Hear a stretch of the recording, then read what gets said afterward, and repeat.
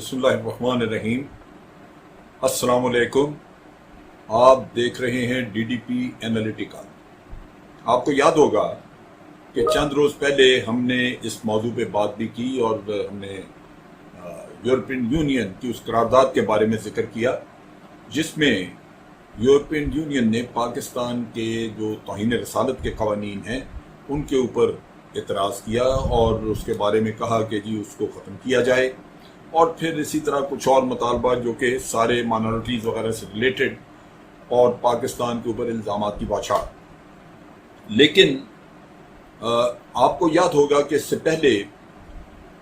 United nation میں بھی اور مختلف فورم سے ہمارے پرائم منسٹر عمران خان اس موضوع کو اٹھاتے بھی رہے اور وہ اس میں بڑے سیریسلی اس چیز کے اوپر وہ مختلف وقتوں میں بات کرتے رہے کہ یہ جو اسلام فوبیا ہے، جو دنیا میں اسلام کے بارے میں غلط فہمی پھر اس کو بہانہ بنا کے تو اسلام کے بارے میں ہرزہ سرائی کرنا، نبی کریم صلی اللہ علیہ وسلم کی ذات کے بارے میں کوئی غلط بات کہنا، یہ ناقابل قبول ہے۔ لیکن اس کے باوجود یہ چیزیں ختم نہیں ہیں۔ اس کی دو وجوہات ہیں۔ ایک تو یہ کہ پاکستان مالی اعتبار سے، اپنے معاشی اعتبار سے اتنا مضبوط نہیں ہے کہ دنیا اس کو اس نگاہ سے دیکھے، اس تکریم اور عزت کی نگاہ سے دیکھے جو عموماً دیکھنا چاہیے۔ لیکن ایک مقروض ملک جو ہے اس کو پھر آپ کو اندازہ ہوگا کہ اس کو کس نظر سے دنیا دیکھتی ہے، اور وہ آپ کی عزت اور وہ تکریم نہیں رہتی جو ایک خوددار قوم کی ہونی چاہیے۔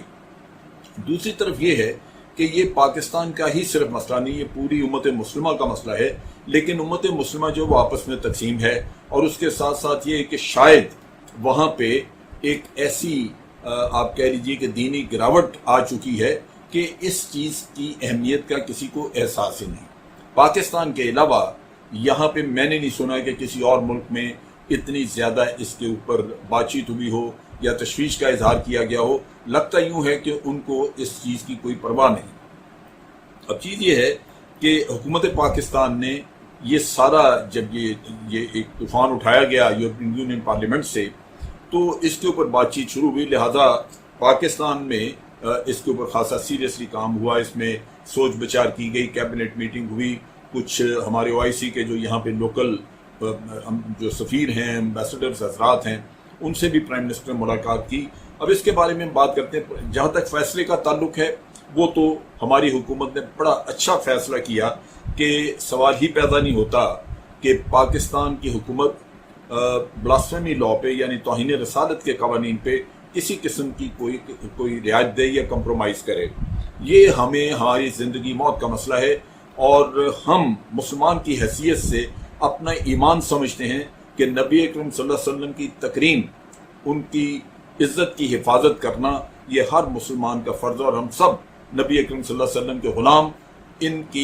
کی عزت کے لیے مر کٹنے کو تیار ہیں۔ لہذا اس پہ تو کوئی سودا ہونے کی بات ہی نہیں تھی، اور حکومت نے جو کچھ بھی کیا، فیصلہ کیا،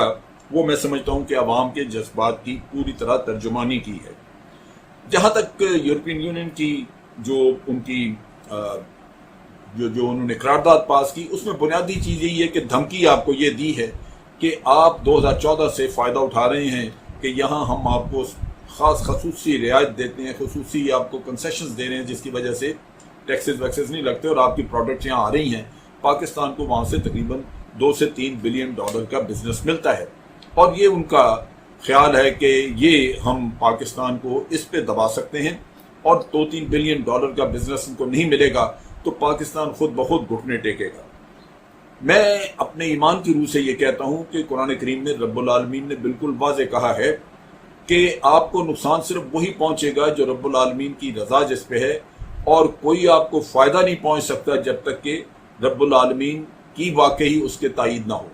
تو یہ تو ایمان ہے۔ لہٰذا اگر کوئی دنیاوی ہمیں دھمکی دیتا ہے اور کہتا ہے کہ 3 بلین ڈالر کا آپ کو نقصان ہوگا، تو وہ بھاڑ میں جائے، کیونکہ ہمیں یہ پتہ ہے کہ ہمارے رب العالمین کے اذن کے بغیر نہ کوئی ہمیں نقصان پہنچا سکتا ہے اور نہ ہی کوئی فائدہ پہنچا سکتا ہے۔ تو اس وجہ سے اگر آج یہ 3 بلین کا بزنس بند کرتے ہیں، مجھے پوری توقع ہے کہ رب العالمین بہت سارے دروازے اور کھول دے گا، کیونکہ آپ ایمان کی قوت کے ساتھ ایک فیصلہ کر رہے ہیں۔ لہذا اس چیز کی किसी को भी परवाह नहीं करनी चाहिए कि अब यूरोपियन यूनियन ने जो धमकी दी है उसका हम कोई ऐसा नोटिस लें कि हम अपने मौक़िफ़ से हट जाएं। ये नहीं होगा।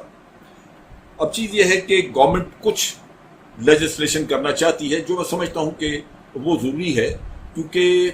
ये बड़ा अहम नुक्ता है कि किसी भी कानून का कोई नाजायज़ इस्तेमाल न करे। आपको याद होगा, आपने देखा होगा कि कत्ल का केस होता है, एक आदमी कत्ल करता है और मकतूल का ख़ानदान जाके दूसरे के पूरे ख़ानदान का नाम लिखा देता है और बाज़ औक़ात उन लोगों का नाम लिखा देता है जो शहर में मौजूद नहीं होते, वो किसी और शहर में रह रहे होते हैं, लेकिन फिर उस बदले की आग में वो हर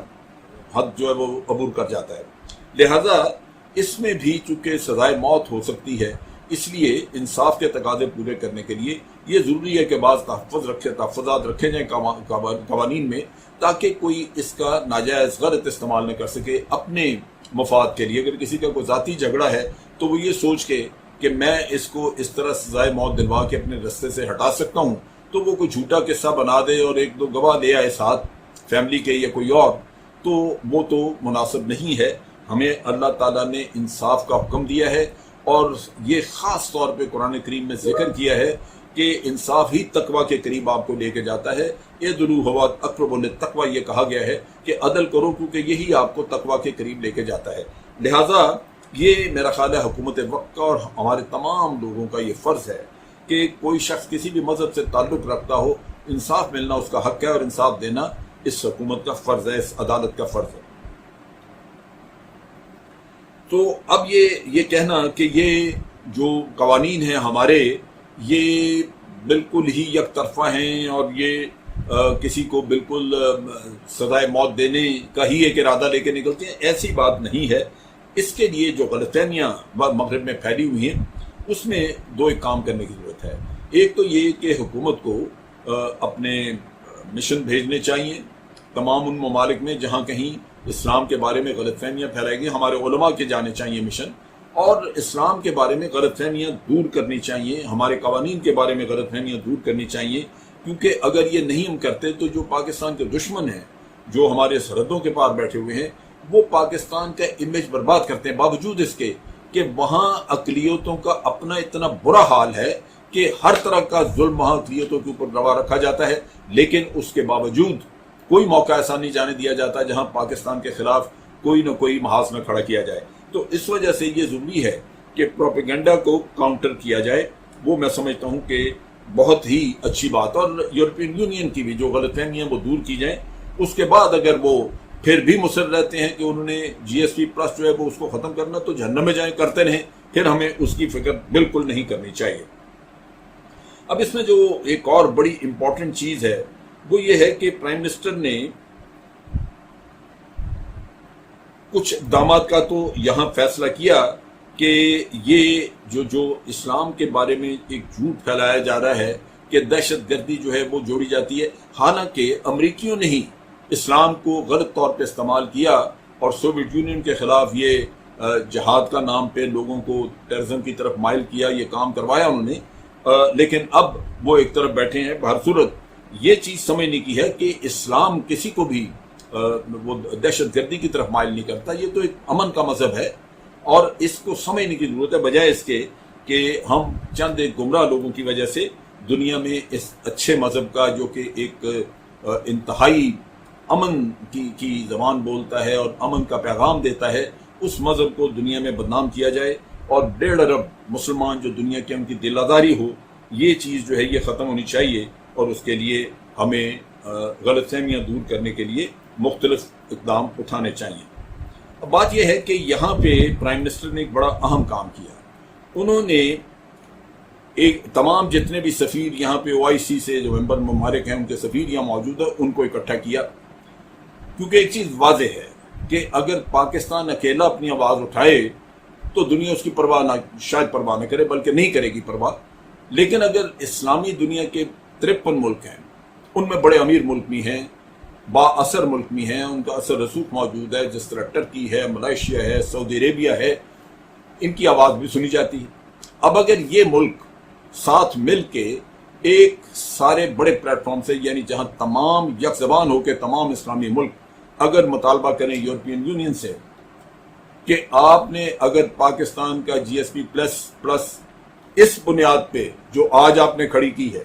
اس پہ اگر آپ نے ختم کرنے کی کوشش کی تو ہم بھی آپ کے خلاف معاشی اقدامات اٹھائیں گے۔ تو میں نہیں سمجھتا کہ کبھی وہ جرأت کریں، اور اسی طرح دنیا پوری میں ایک یک زبان ہو کے، کیونکہ یہ تو کسی ایک کا مسئلہ نہیں ہے، یہ نبی اکرم صلی اللہ علیہ وسلم کو ماننے والے ساروں کا مسئلہ ہے، لہٰذا ہر مسلمان ملک کو چاہیے کہ وہ اس پہ آواز اٹھائے، اور وہ ایک مشترکہ آواز ہونی چاہیے۔ پرائم منسٹر نے ذکر کیا کہ ہم نے پچھلے سال، یعنی ہمارے پرائم منسٹر نے، عمران خان نے پچھلے سال ان تمام ممالک کو خط لکھا جس میں اس چیز کا ذکر کیا گیا کہ یہ ایشو آ رہا ہے، اور نبی اکرم صلی اللہ علیہ وسلم کی حرمت ہمیں عزیز ہے لیکن دنیا اس پہ حرزہ سرائی کر جاتی ہے، یا یہ کہ اسلام کے بارے میں نفرت پھیلائی جاتی ہے، تو اس کا توڑ کرنے کے لیے ہمیں اکٹھے ہونا چاہیے۔ آپ حیران ہوں گے کہ کسی بھی ملک نے اس کو کوئی خاص اہمیت نہیں دی، اور اس کے اوپر کوئی تجاویز حکومت پاکستان کے پاس نہیں آئی۔ اب پھر سفیروں کو اکٹھا کر کے یہ یاد کرایا گیا کہ دیکھیے یہ مسئلہ صرف پاکستان کا نہیں ہے، پاکستان تو اس کو سمجھتا ہے، ہم اپنے اولین ترجیح دیں گے، لیکن باقی لوگ بھی، باقی بھی مسلمان ملک جو ہیں ان کو سوچنا چاہیے۔ اور یہ سفیروں کو بتایا گیا کہ اس میں جو مختلف پہلو ہیں، ایک تو نبی اکرم صلی اللہ علیہ وسلم کی حرمت کا ہے کہ آپ نے حرمت رسول کا دفاع کرنا ہے، اور جو توہین رسالت کے قوانین ہیں وہ سب ملکوں میں ہونے چاہیے، اور اسی طرح اس کا باہر دفاع بھی کرنا چاہیے، اور اس کے ساتھ ساتھ جو باہر سے ہمارے اوپر اسلام کے اوپر تھوپی جاتی کہ جی اسلام جو ہے وہ اقلیتوں کا خیال نہیں کرتا، یہاں مذہب کی رواداری نہیں ہے،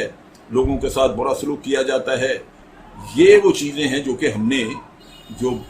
ہمارے بارے میں بہت پھیلائی جا رہی ہیں، ان کو بھی دور کرنا، لیکن اس کے لیے اسلامی اتحاد کی ضرورت ہے۔